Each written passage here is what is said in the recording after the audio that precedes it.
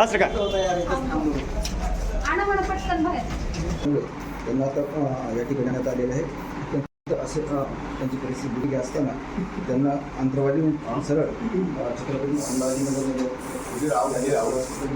जास्त आहे. तापेचे 2 एपिसोड होते, काल एक होता आणि आज सकाळी एक होता.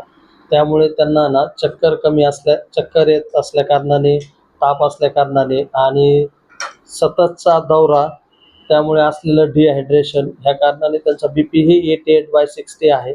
त्यामुळे त्यांना चक्कर येणं वगैरे आहे. तर आता आपण त्यांना IV अँटीबायोटिक्स, IV फ्लुइड्स हे सुरू केलेत आणि ब्लड टेस्ट त्यांच्या रिपोर्टिंगसाठी पाठवल्या.